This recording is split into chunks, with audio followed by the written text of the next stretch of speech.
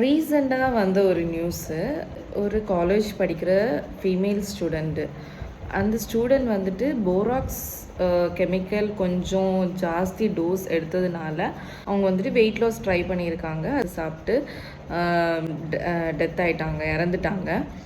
So நான் என்ன சொல்ல வரேன்னா, வெயிட் லாஸுக்கு வந்துட்டு டோன்ட் ட்ரை எனி கெமிக்கல்ஸ் இல்லையா எந்த ஒரு மெடிசனுமே ட்ரை பண்ணாதீங்க.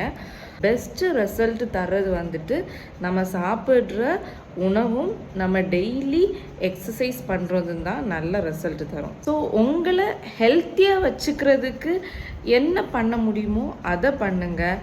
தேவையில்லாமல் உங்கள் பாடிக்கு கெமிக்கல்ஸு வெயிட் லாஸ் என்ன ஸ்ட்ரெஸ் பண்ணி பண்ணுற விஷயங்களை தயவு செஞ்சு எக்ஸ்பெரிமெண்ட் பண்ணி ட்ரை பண்ணாதீங்க.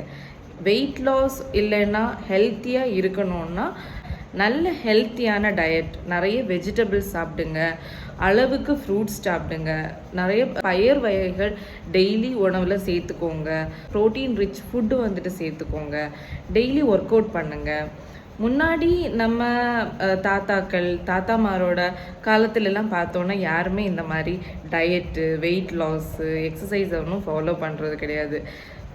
வயலில் வேலை செஞ்ச விவசாயிக்கும் 6 பேக் இருந்து, வயலில் வேலை செய்யாத உழைப்பாளிகளுக்கும் 6 பேக் இருந்து. பட் இப்போ யாருமே அதை இன்னும் ட்ரை பண்ணுறதில்ல.